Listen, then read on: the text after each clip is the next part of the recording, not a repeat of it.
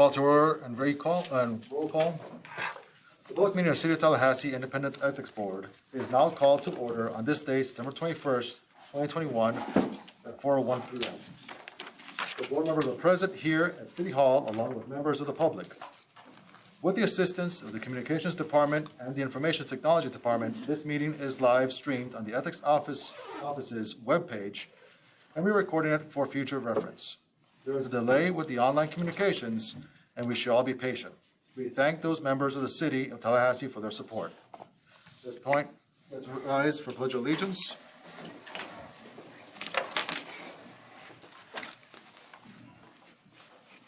Pledge allegiance to the flag of the United States of America and to the republic for which it stands, one nation, under God, indivisible, with liberty and justice for all.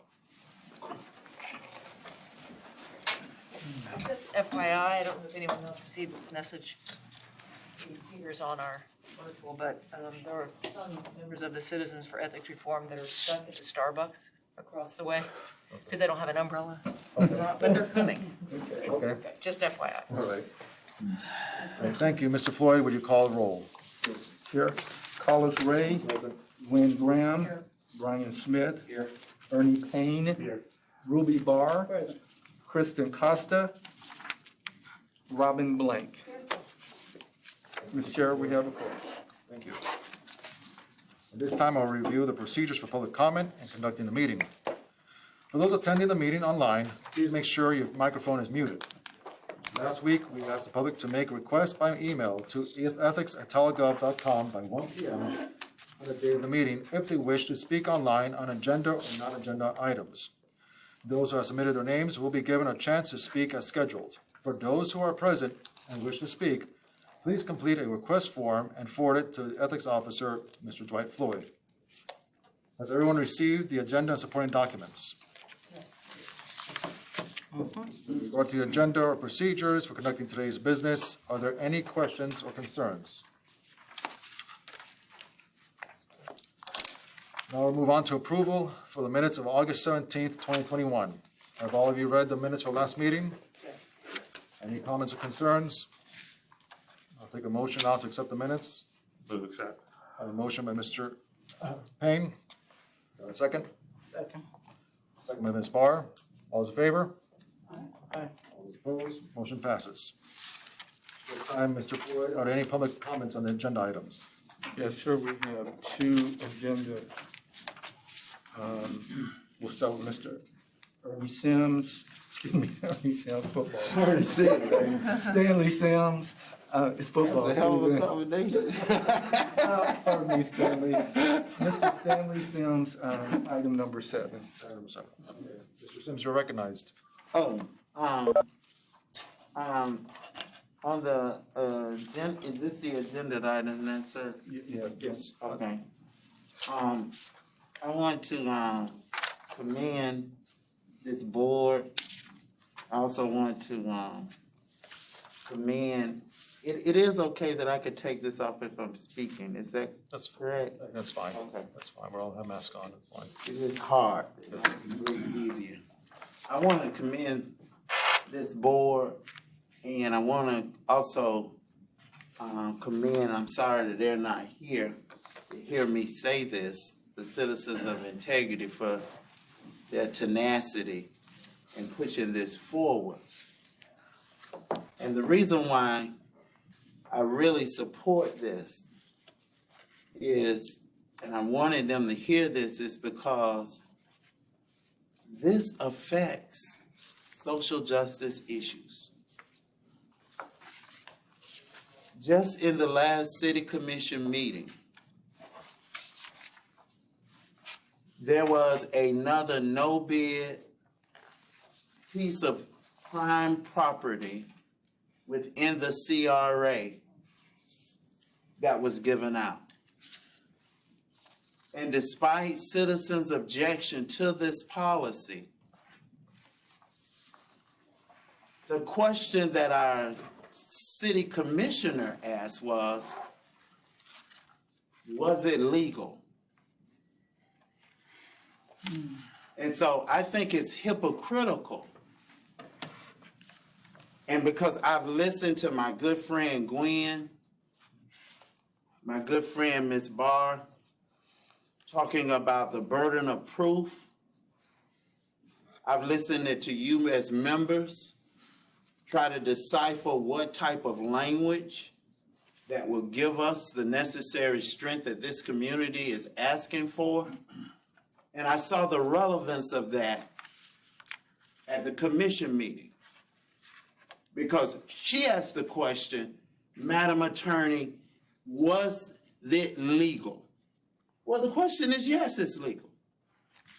But what the question should have been, was it ethical?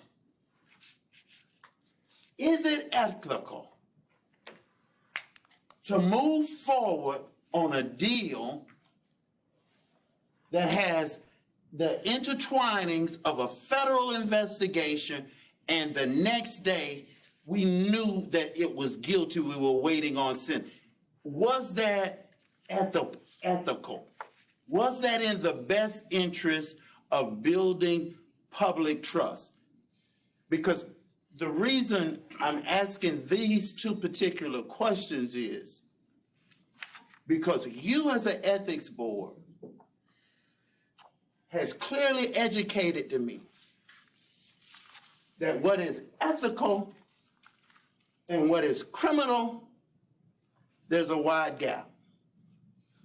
And if we are to hold our city employees to what is ethical, then our executives should be held to the same standard, because they can't promote what is ethical because they say, no, what's for me is it legal? That's my way of telling you, Gwen, you, Miss Barr, and even you, Mr. Payne. I get it. I get it. But I want you to also see they are not getting it. In the words of the federal judge, Mr. Robert Hinkle, and I'm closing, he said, Ms. Blank, he said, the problem with bribery dealing with the government, and this is when Gwen popped in my head. Oh, no. He said, the bar for intent, state of mind, has to be established. He said, but the underlying root that I can't adjust to is how it corrodes the system, how it eats away the integrity of the public. In his words, Ms. Blank, I can't do anything about that. That's in the hands of the citizens. I get it, Gwen. Thank you. You missed a hell of a speech. Mr. Sims. Brian has a comment, I think. One quick thing, Mr. Sims, I've been on this board for 2.5 years. I have yet to get a reference when you're giving one of the speeches. I'm feeling a little way about it.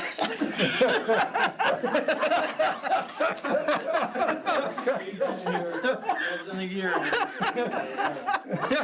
Give me one. How do you think I feel? Just, And it's perfectly fine with me, and I like it. I'm on a first-name basis. I beat them up, Mr. that's all I have. Mr. Chair, I have Dr. Irwin Jackson, same, item 7. Dr. Jackson, you're recognized.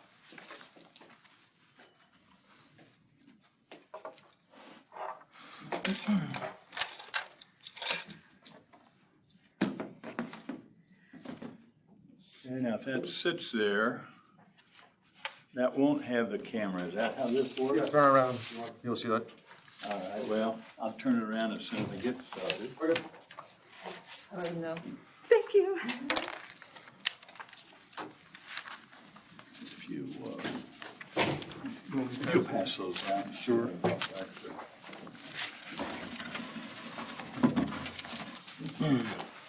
It's been a long time since I was last here. What's happened?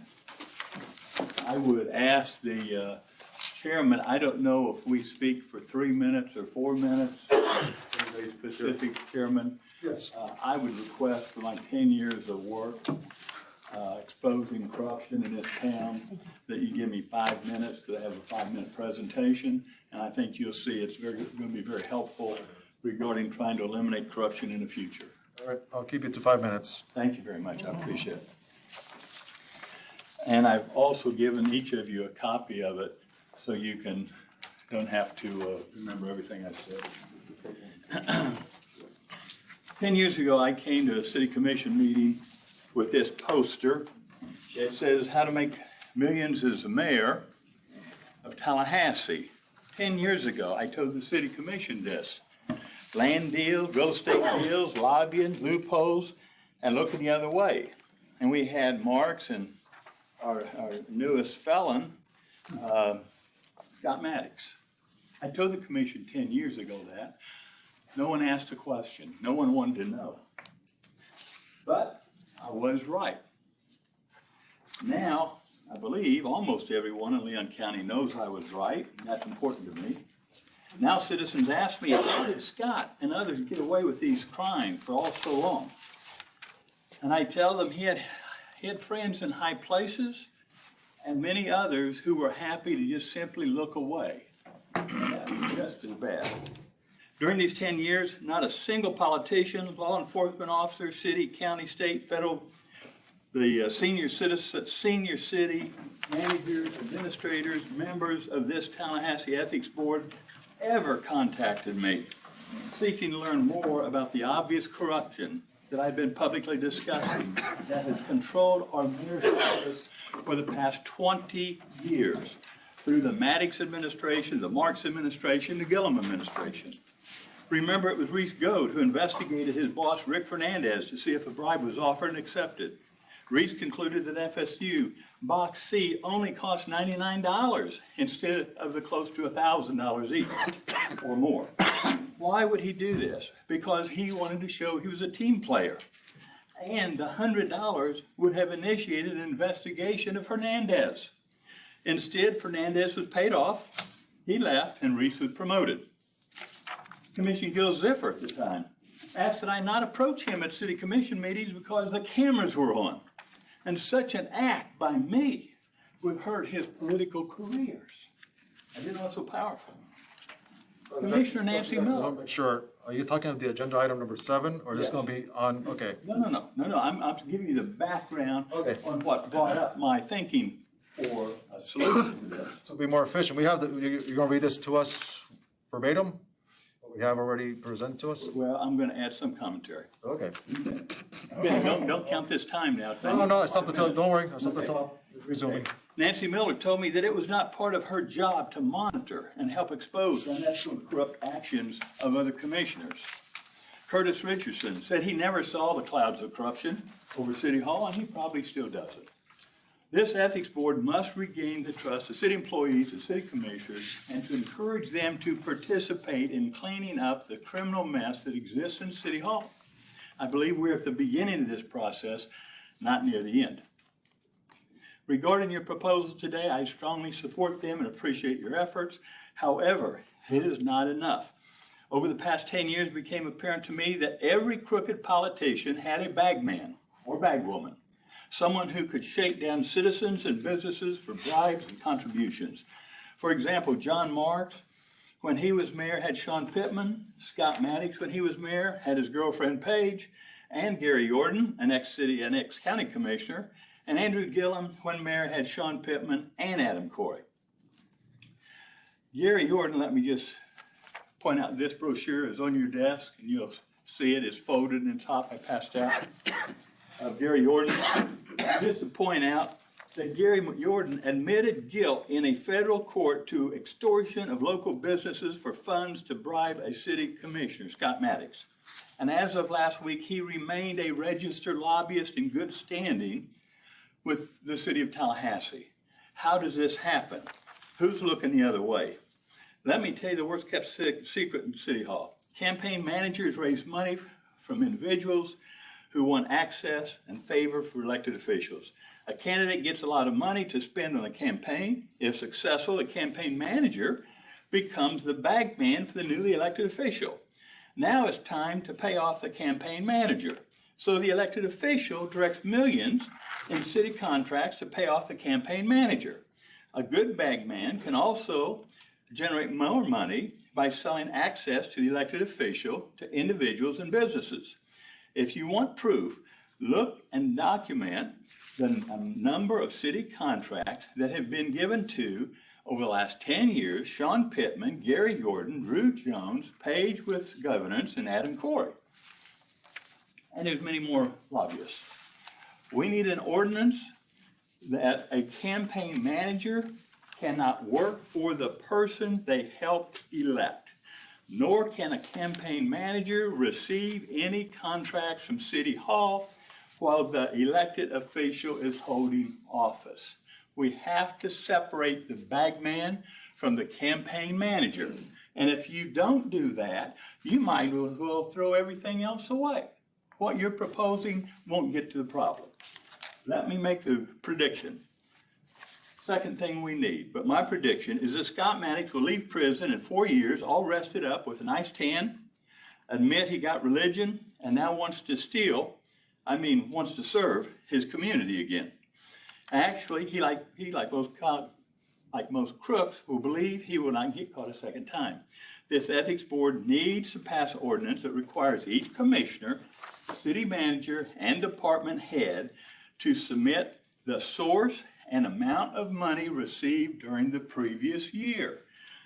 They, of course, would also be responsible for sharing all real estate contracts that were signed, and if they owned a business contracts also. Last thing, I can hear the moaning and groaning already of these city commissioners. This will be work for them to do. This will prevent honest citizens from running for office. First, the current system has provided us with 20 years of crooked politicians. It's time for a change. Second, I suspect I have more contracts with individuals and businesses who pay me monthly than about 99% of the people in this county. I have daily, weekly, and monthly contracts with individuals and businesses who rent houses and recreational vehicle sites from me. Last year, we had contracts totaling $55,338. If I were an elected official, I could give the ethics board the number of contracts I have, the names and amounts that were paid to me in less than 30 minutes. This is not a big deal. We have this thing called the computer. Honest individuals who want to serve our community are not afraid of disclosing details of money earned while serving the public. This is a real solution. This would put the fear of God into city commissioners if you were to pass it. And if you are serious about corruption, and I'm pretty serious to spend 10 years of my life doing this, then we need to pass this. And however we can do that, I'm here to help you and assist in any way. Thank you very much. And I'd like to ask this board to check on why Gary Jordan is still a licensed lobbyist, being allowed to be a lobbyist still for the city. And I also put down here, they should remove him from that position, but because he admitted to bribing and extorting businesses, he should never be allowed to get another city contract as long as he lives. Thank you. Jackson. Mr. Flores, is that all the comments? That's all until non-agenda. Moving on to agenda item number 6. Office report. Okay. You have the memo. We spent most time creating reports, closing out the fiscal year, taught an ethics class. I responded to a query by made to Mr. Matlow about the status of the recommendations for lobbying language. We also heard from the city on ethics training. We met weekly with the staff and chair and responded to ethics complaints and carried out administrative functions. Generally, and you can see the work in the material that I've presented to you. With regard to the budget, we'll bring an annual closeout next month. Is that correct? The annual report? Yes, we'll bring that next month, but you can see that we have quite a bit. It shows in year-to-date expenses of close to 300,000, and the budget is close to 400,000. So even with what we anticipate spending, we have been judicious with our spending. And Floyd? yes. Quick question on the legal services line for anticipated September is 0. This isn't telling us that Mr. Reed is leaving, is No, I can't hear it. no, it says 0 for anticipated legal. No, that just means we don't know what it's gonna be. He is, I'm not sure who's Batman and who's Robin, but we're very much a tag team. On the monthly issue report, I received one call. It was obviously not intended for us. I spoke with them and made it clear that this was not within the board's jurisdiction. And by then, she'd actually found the right thing, but I get those calls. And that's essentially the report for that. Mr. Floyd. Oh, I'm sorry, I need to recommend we close out. So moved. Motion by Ms. Costa, any second? Second by Mr. Payne. All those in favor? Aye. Those opposed? Motion passes. Thank you. Moving on to agenda item number 7, old business, update on recommendations to city commission. Yes, Mr. Chair, members, this is the proposed ordinance on the lobbying language. We are bringing it back. We've had an opportunity to meet with some of the members of the city to discuss some of the issues. There's really not a whole lot of change. We did simplify the letter. The letter had a lot of language that I think kind of distracted from the meat of the ordinance. So I kind of really just pared this down so it's really just talking points, and it just kind of hits what the ordinance does and doesn't go into a lot of the background and who we are and why we got here, why we did it, et cetera. But there's really no substantive changes as far as the 3 recommendations that are being put forward. As far as the ordinance itself, one issue that I know we had discussed previously here as being a concern that was also raised in some meetings was whether the language for the definition of lobbyist would be too broad to include the volunteer or the citizen, like a Dr. Jackson, who's just coming here to be heard, encouraging you to make a decision to act or not to act, but not being paid by somebody. So previously, we had language that said whether paid or not. And there was concerns about whether the or not was too broad and would capture people like a lot of the people that are in this room that aren't being paid to be here. So we went ahead and we didn't want to just leave it as paid because somebody might receive a promise of something in the future. So we ended up, I ended up making just a quick change and hopefully the board can agree to this. But on page 2 of the proposed ordinance, specifically on lines 43 to 45, after the word retained, it previously had a comma, whether paid or not, comma, and then it went into the by a principal who. I took that language out, and then after by a principal, and then I added the words, and in exchange for compensation or any other consideration. And I figured that kind of, I think, gets exactly what we need, the promise, the future contract down the road, et cetera. I think we capture that with the word consideration, and we don't capture the citizens who are just here to be heard. So, and that's really all we have. I'd like to, if I could, Mr. Chair, the board could approve to adopt this letter as amended, this minor change to the ordinance. And at this point, I think we could resubmit to the city commission to see if they could bring it up for a vote. Any comments or questions on the letter or ordinance? I do have a question, and I don't think this would involve any kind of change, but just a clarification in my mind. The issue of the contact logs, which are the responsibility of the lobbyists to maintain. Who is responsible for auditing that, making sure that those contact logs are maintained? I think we put that with the treasurer clerk. I think that everything kind of rests with that office as far as the lobbyist. That's the, I think we had, and I think we did put that in one of our, I think a charter amendment then was followed by an ordinance change, which was, that's the office that primarily handles the lobbyist now. And if we were to expand, we would take more of an appellate review position. So that would remain unchanged in the treasurer clerk. Comments or questions from the board?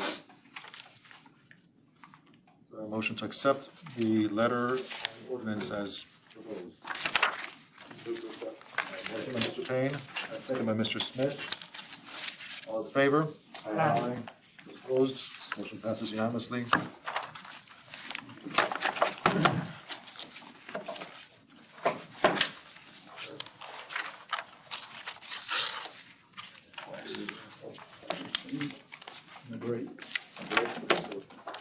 Another one here, okay.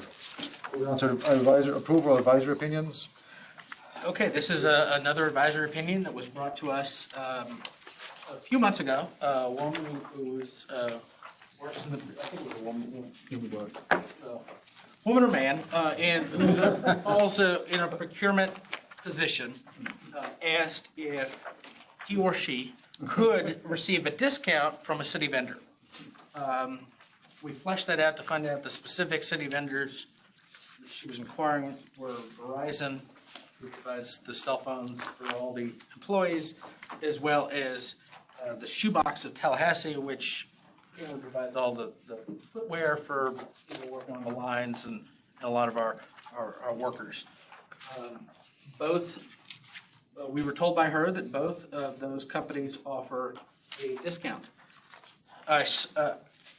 There was an opinion in your packet last month, and I wanted to pull it back because I wanted to go back and look at the specific contracts, which I did. The Verizon contract is really just a piggyback on the state contract and it's run through DMS. And essentially, if you are a state employee, and then trickles down here, Verizon, you just say, I'm a government employee, they give you a 19% discount on your cell coverage. And it's across the board. When we adopted our ordinance 2 Decembers ago, you remember we had our old definition for what a gift was, and I think it was Mr. Payne who actually recommended we take that out and just refer to the state statute, which is what we are doing currently. State statute has explicit language on what is a gift, and a preferential rate would be a gift unless it applies to everybody across the board in a similarly situated position. So as far as Verizon, it seemed pretty clear, and it's a well-stated policy through the Department of Management Services, that it is across the board for everybody, so it falls outside the definition of gift within the state statute. So as far as question 1, I found that she would not be in violation.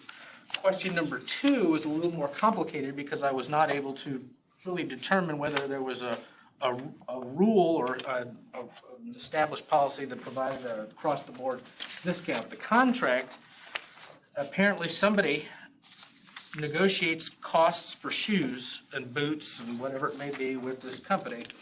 And if the individual wants to purchase something that goes above the negotiated amount that the city has agreed to, they are allowed to pay out of their own pocket to get something a little nicer. So essentially they are getting something nicer, but because there's a negotiated amount attached to that, they get a discount. So we felt that that was important. to note. Now, if that applies to all city employees that are similarly situated, which would be in this case, then we feel that that would be acceptable, just as the Verizon discount would be, because it applies to everybody across the board and nobody's trying to do it to gain any particular type of favor. I did put in a lot of language because I thought it was important to state, because there's a lot of case law out of the Florida Commission on Ethics on this particular issue. The state statute actually goes a step further, where when the state makes a determination whether a legal gift has been received, they have to look at the intent of the donor to the donee to see if they were trying to encourage some type of act or failure to act.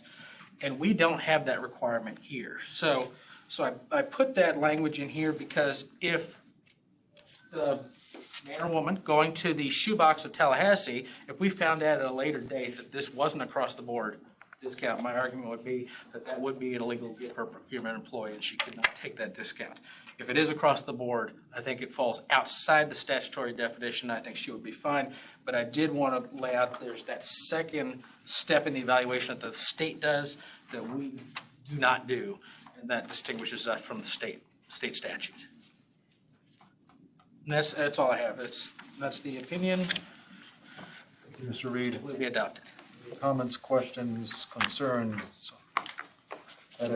Yes, Ms. Lynn. I know y'all have got your hands full with city employees and everyone within your jurisdiction.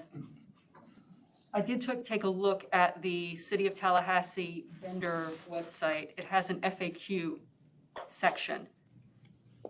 Would it be appropriate to ask them if it would be okay to add an FAQ item that just says, please be advised that city employees are subject to gift laws? And I just don't want to put those city employees in a position where vendors are offering them gifts and they have to decline.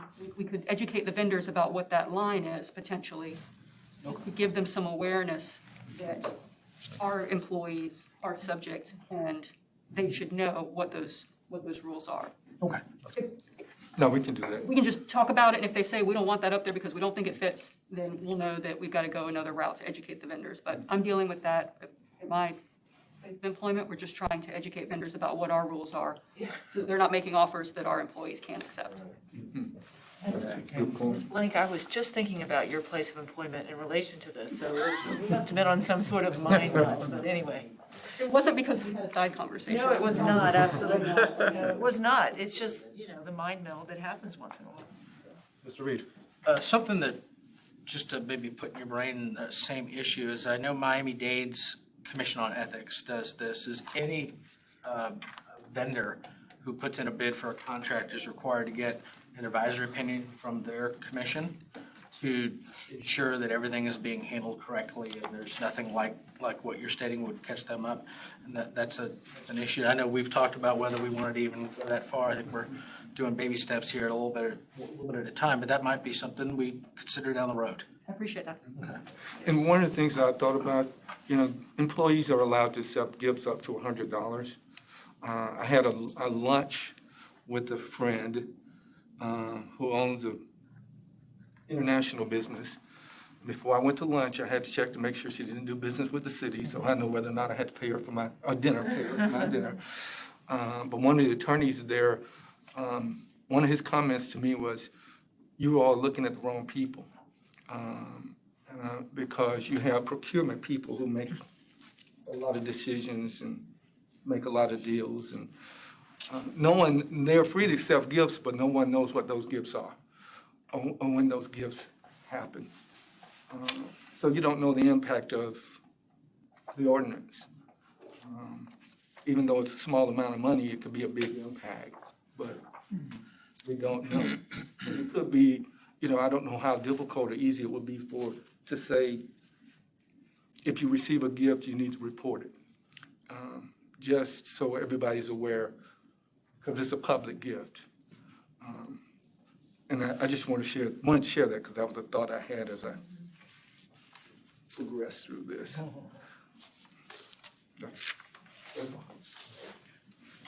That falls in the category of better safe than sorry. What about your dinner?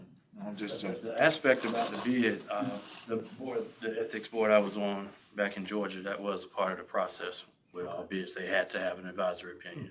Okay. That was one of the issues that actually followed me down here. Someone seemed to make a fraudulent advisory opinion. Okay. To get it like a $1.2 million bid. Yeah. So I think that if we could get to that point at one day, having a visit, have a check off with the advisory opinion attached, that'd be good to have. Mr. Reed, do we know if there are other businesses in addition to Verizon and the shoebox? I did not look into it. That might be something we would want to look to, see what other businesses are giving discounts, or offering discounts.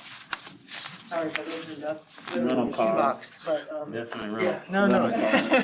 rental cars, hotels.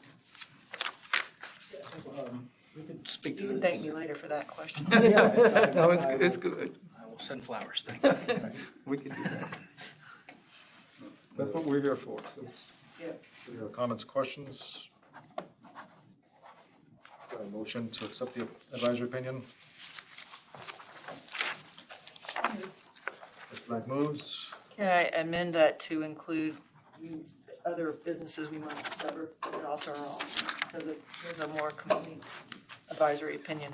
So if someone's looking at the advisory opinion, they're not just thinking it's limited to the shoebox or Verizon. If there are in fact other businesses that are giving deals. Wouldn't they fall under the same legal analysis, John? Probably. I mean, I just Either really inside wrote or this with outside the of what specific. the statutory exception is now. Yeah, I mean, I think that. I wrote it to the specific facts that I were presented to me. understand. I don't want you to have to go back and rewrite it for. Somebody could read this and say, okay, that's something I need to ask. Yeah. And hopefully that's what they would, that's the reason we would have this is, they may not go to the shoebox, but they may, somebody else that's offering a discount and say, okay, The city attorney is here, maybe she knows. Are you aware of other deals that are offered? Okay, so we can just check on that. No, and I think the advisory opinion would have, the equivalent of precedential value for similar kinds of circumstances. And I think the way John wrote it would make it, if nothing else, I think it would prompt people to ask the question. I think it would be a little dangerous to try to say that, to try to identify any of them. Well, And a lot of them are contractual. That is true that, the piggyback on the Avis car rental allows personal use, but that's for every single state and municipal employee. Right. It's really, I would argue it's not even a question of ethics, it's actually a contractual provision. It's a negotiated provision of the contract. If you agree to go with us, big state of Florida, this is one of the terms of the contract. So I don't even think that's really the same as a discount. But you asked me a straight question, and I'm not aware of any other discounts that city or state employees I are wouldn't offering. go beyond what was asked of the advisory opinion itself. I think the way you wrote it up is enough to give people guidance. If it goes to a contract, and the contract is unclear as far as if there is a rate extended to state employees and they're getting a discount, which is not forwarded to by contract, they can reach out to us. But yeah, it's one of those things that I don't want to, there might be contracts, people are getting discounts, but there is no language in the contract itself that allows them. and this was on the agenda last month. And I pulled it And again, last this minute. is something I thought of, and Because I rewrote this. I'm not sure now how long I've been on this board, but I feel like one of our responsibilities is to provide a heads up to employees so that they don't get themselves into some sort of situation they didn't intend. So that's why I brought up if there are other deals that are available, just to be made aware of that they fall underneath the same analysis, so they don't get themselves into trouble. And that was one of the reasons I pulled it back at the last minute last month, and I broke it into two questions because I saw the two as being a little separate. Verizon was so explicit that it was a discount, whereas the shoebox was kind of, that's just the way it's been. and historical. So I wanted to kind of differentiate between the two to help provide guidance in the future. Well, if you do have a chance to talk with anyone who knows of other deals, I'd be curious to know if there are any. Maybe there's not. Thank you. So I had a motion by Ms. Blank, Second. second by Mr. Smith. All in favor? Aye. Those opposed? Motion passes. Agenda item number 9. Chair, this is the annual report. The city ordinance requires that the board present an annual report to the city commission. And this is my first crack at it. This is 2021 annual report. I submitted to you all last time for you to review it. I have amended the small bio for the chair. And I also changed a word from beholding to beholden, E-N. Thank you, Ernie. I did want to point out to past Chair Smith that if you look on the Tallahassee Independent Ethics Board, there's a paragraph in there that gives him credit for the accomplishments of the year that he was chair. And if you look at it, quite a bit was accomplished. So I did give you a shout out. Thank you. In my direction.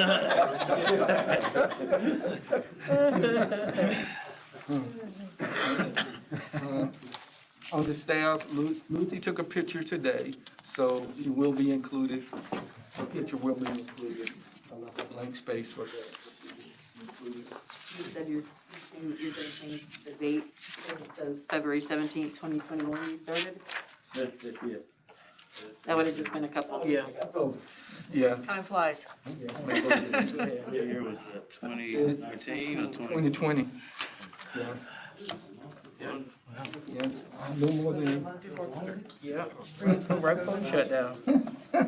yeah, well, it doesn't feel like that long to me. It's been very busy. But with that, pending are there any other changes? And I'll tell you, I'm looking to make hard copies for the commission members as well as use them electronically and put it on the city commission agenda. I'll ask to be able to present it even though they'll try to put it in the consent agenda. That's okay with you all? I enjoyed reading it. I thought it was very educational. Okay. Well, that the chair recommended the board approve the annual report. Motion by Ms. Foster and Mr. Payne, second. All in favor? Aye. Aye. Those opposed? Motion passes.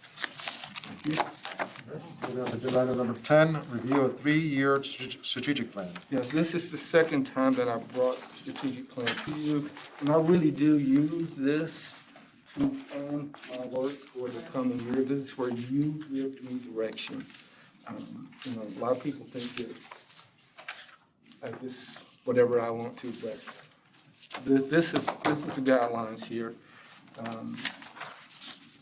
In review, I don't know if you had a chance to look at it. I want to walk through it a little bit. I wish I had done this in a way that I didn't do it.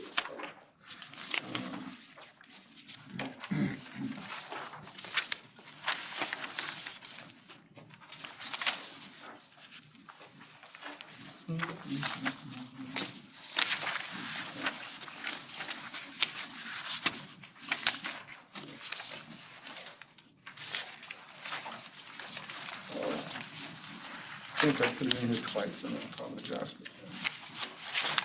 No, I didn't. The electronic copy you got was in red. I didn't do this one. See if I can figure it out. Yeah. I could do that. Okay, strategic priority number 1 for the coming year. Continue to identify gaps and weaknesses in the bylaws, conduct thorough and objective investigations, acquire assistance as needed. You know, when I came, I was we were behind in our investigation, so we hired a group, and they did a very good job of assisting with the investigations. I don't know that I'll need that assistance this time around, but we did her nonetheless. Network with other ethics officers, which we've been doing. We, as you know, we network with Miami, and they maintain an open door. They have many, many years of experience over us, and they offer quite a bit of assistance. We talked with Jacksonville, West Palm Beach, a number of others, and attend a conference.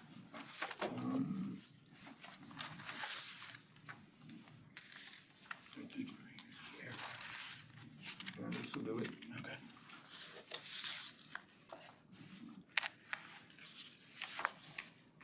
Okay, if you go to where it says strategic priority 1,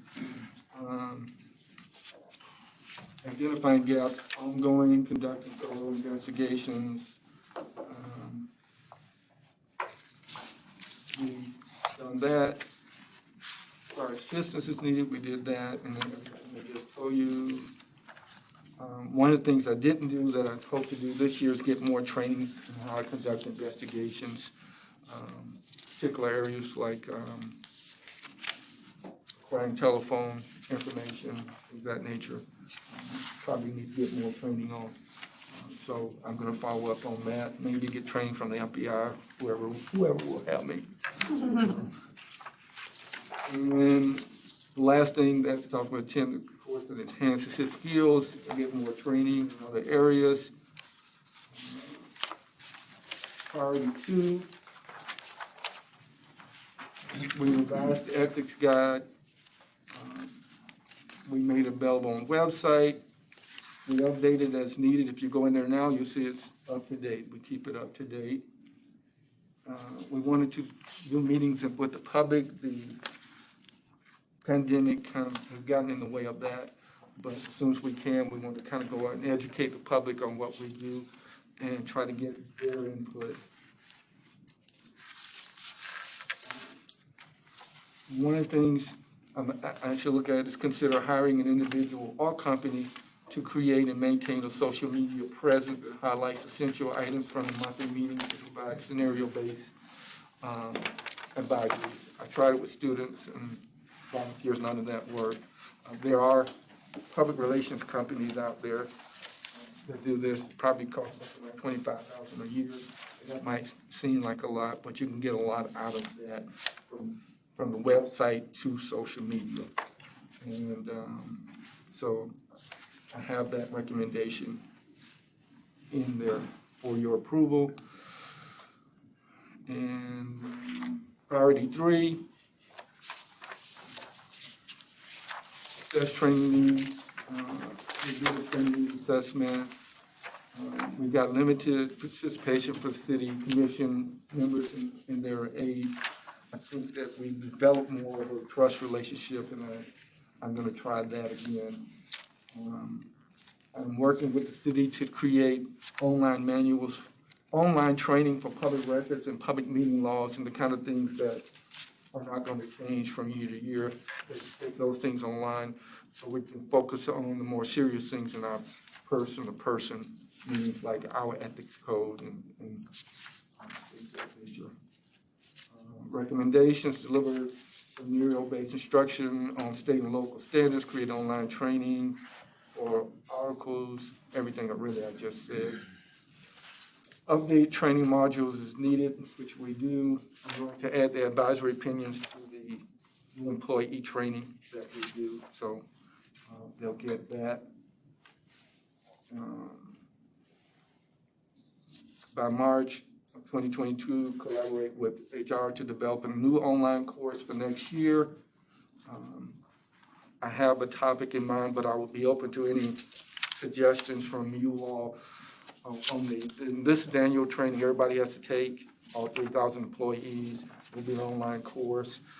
I consider dealing with perception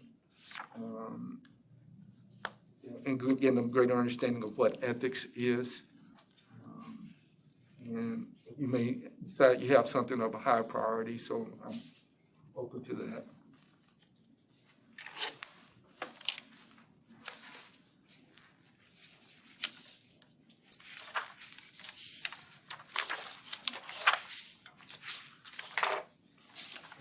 think I noted to you before, the mayor requested that when we approve the advisory opinions, that we send it to the mayor and city commission members, so we're going to do that.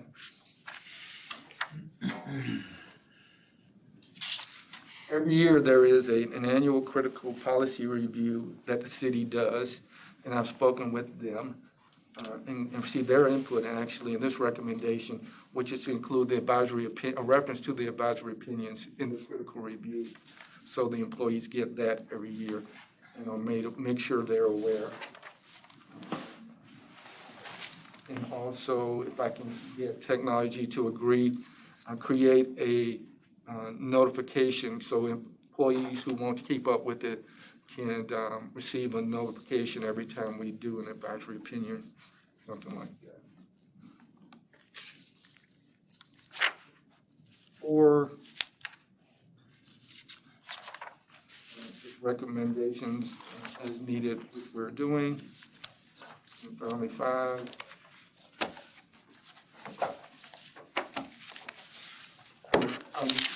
Next month, I'm going to come back with the campaign contribution refund program to talk about that in detail. I am doing research now. I've talked with Minnesota. I'm going to talk with Seattle, talk with who represent us and a number of other people, and get your input on direction we need to take with the contribution refund program. Right now, it's not very successful. I think the program.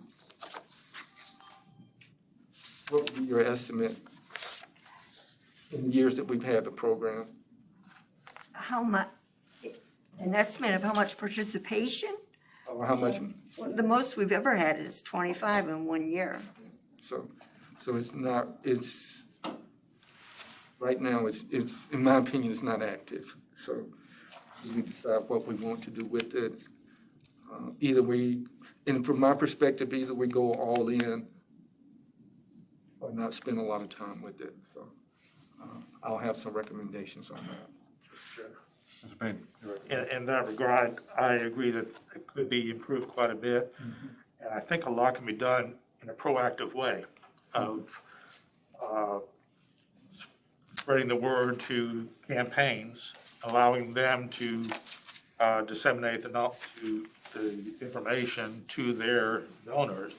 For every donation they receive, they should respond back to say you can get $25 back. You can also be proactive in notifying candidates simply by monitoring the Supervisor of Elections website. They keep it pretty up to date about who is currently registered as candidates. And I'll bring that back to you next month, because there's everything from that to a voucher program where they send out a voucher to every citizen, and if the citizen wants to donate it, then the voucher gets refunded, and on. So there are all kind of approaches to this. But I'll bring it back. But this is a review, and I'm asking for your approval of the changes over the recommendations. Any questions, concerns, edits, opinions? I was just gonna say, before we got to that next part, about, I do like the idea of including, when you were saying unless there's other things to include, is scenarios like that we've been doing with the advisory opinions. I do think they're very helpful, and whether it's shoebox me to put that into somebody's training rather than just a piece of paper or something, I think then they're like, oh, so then when I did that at McDonald's, that may apply to the shoebox scenario that they told me in the training. So it's truly top of mind, and not necessarily every advisory opinion, but we could pick the top ones that we feel, and even if it's bringing it to us and we kind of, that we feel are kind of muddy water opinions that may be questionable when people are engaging in activities, is that maybe we highlight some of those in the training, because I think that would be just only a benefit. Because then people, I get that they say, well, I didn't know, but then, yes, they did know because they were given a true scenario, and we could always say, well, but it was an advisory opinion, we knew about it. But sometimes it would be much easier to say, you were trained on it, every city employee was trained on it. And I think that holds a lot more ground and a lot more weight if infractions are to be made.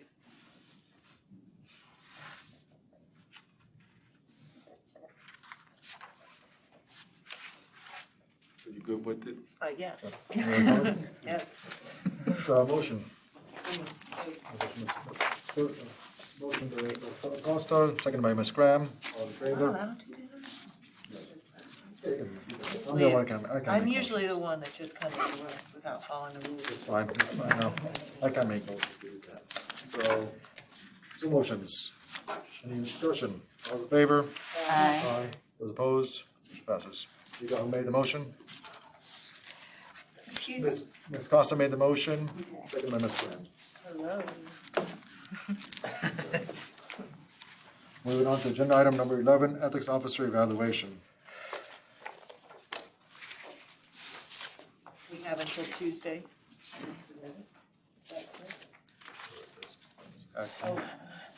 We have until Tuesday. Many of you did not give me a response. We're supposed to do it by today? It's- Oh, okay, I'm sorry. I also handed out ones to everybody because you didn't send them to me. Oh. I think we need to do a 360. And have it in before. Did it come by itself? I thought it was just an agenda. No, she sent it. No, I know, but I thought it was just a, I know we had. You have to have it filed with personnel by October 5th. We got plenty of time. Now, I have gotten 3, Okay. Well, I one of didn't, which was in advance. I'll say who's the good one, all right. all right, well, no problem, Lucy. You will Okay. have this before, I think we should just give them all 5s. I agree, I think you've done a great job, Dwight. We. Is that our 10? Out of 10. Thank you, John. Yeah. No worries, Lucy, I'm on it. Any more discussion on that matter? Okay, it's turn them in. You can put that in the minutes, too. Y'all are gonna miss me when I'm eventually gone.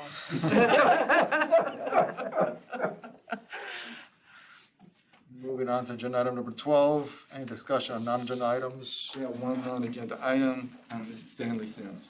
Mr. Sims, you're recognized. First, I want to just thank Mr. Brian Smith for his contribution to this community. But in all seriousness, Excellent. yes, I think that the reason why a city employee, I want to go back to the advisory committee, asked for those 2 particular examples, because here's where we get into muddy water. The city of Tallahassee does business with multi-vendor.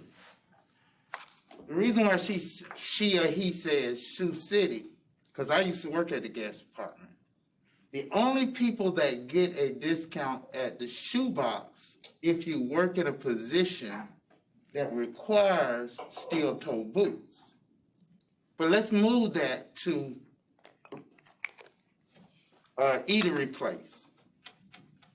That I called and say, hey, y'all do business with us. I go and get coffee there. They go, oh, we feed you every month in the ethics office. Your coffee's free. That's the slippery slope that we're talking about when it comes to vendors and accepting those gifts. Because a lot of those things are those credit card charges and swapping came from those small vendors that the city does repeat business. I don't want to burn all my time on that. My other point is what I wanted to bring up. It's because our elected officials have chose not to comment on the corruption that has been exposed in our city. And they have neglected to see the rippling effects that it has caused. We now have individuals that was names who were dominated in that trial is filing a grievance against a city commissioner. We have the Tallahassee Chamber barring a city commissioner. We have the Florida Democratic Party barring a state prosecutor. We have a prosecutor calling everyone the Angry 12, and we have the police department chief calling other people the Angry 8. But yet, our leadership here says this too will pass. And I'm asking, we talk about promoting ethics, protecting ethics. Is it within the scope to build ethics? Because we're not getting that ethics leadership from our lead. It's very challenging, Mr. Smith, to do what's, to be educated by an ethical officer or a leader who has a bar that is what is legal or criminal, but tells me to be ethical. Because like the judge said, Scott didn't go into this building, made a memo, signed it, and say 2 million from CRA goes here. He needed collaboration. So if we're gonna protect our city employees, because we've got to make them know that we know there's a problem, because leadership here says there is no problem. And it goes back to the audit that was done by the IG's office. You say, people say they see progress, 75%, but then they say, do you still see illegal stuff going on? Yes. So that's a signal to me is, and it's being confirmed, that do as you're told. I will determine if your actions are ethical. And the reason I say that is,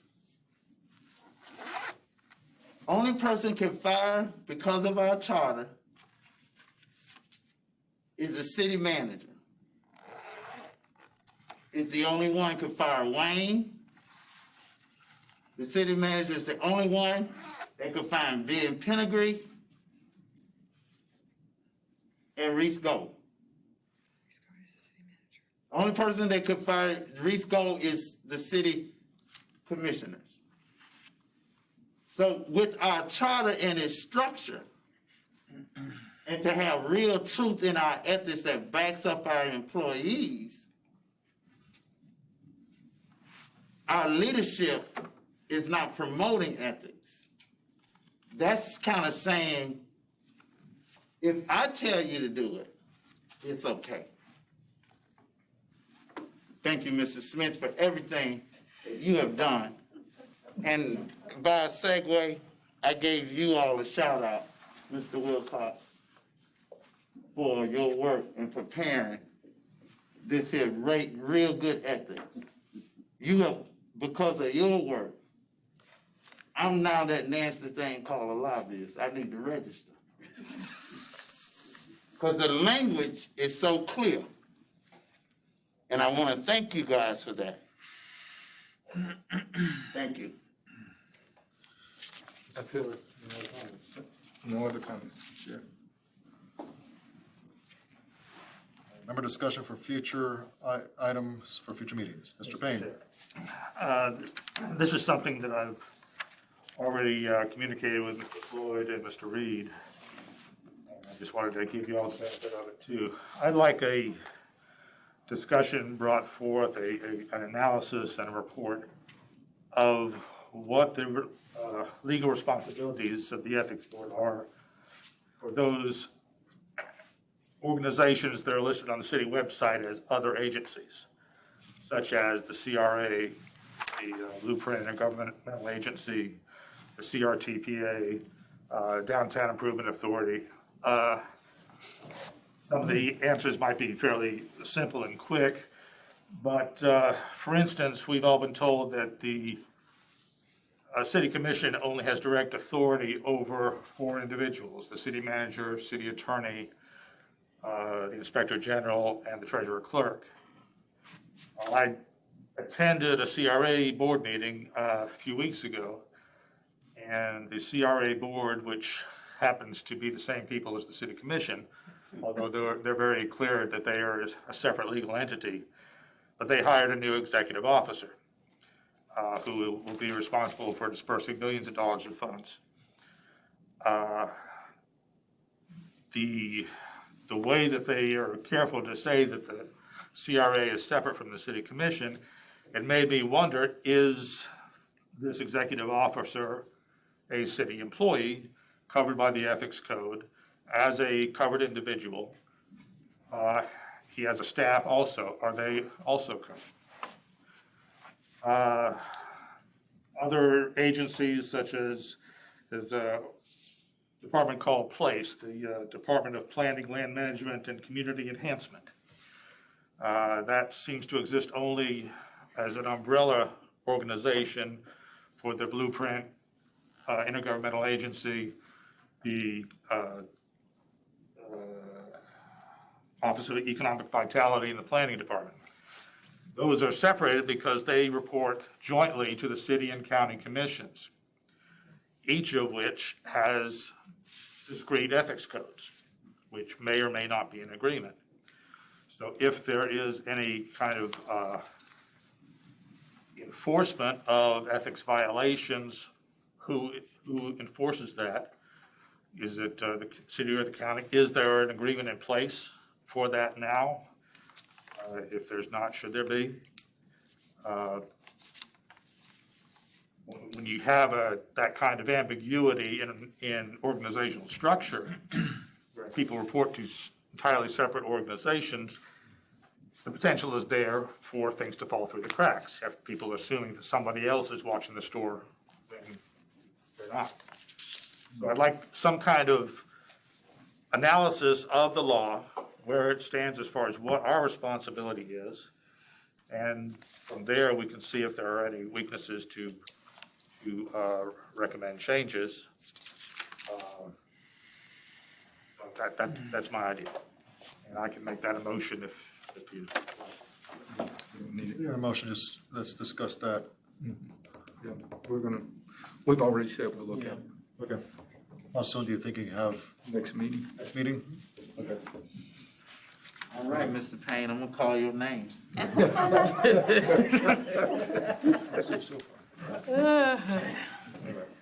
Let's not make this a competition. Mr. Payne. That's any really other- something to look at. That's interesting. No, it is. Very good. Any other discussions from the board for future meetings? Any directives? Mr. Floyd? If not, here is a motion to adjourn from Ms. Barr, Yes. seconded by Mr. Smith. All in favor? Aye. Opposed? Motion passes.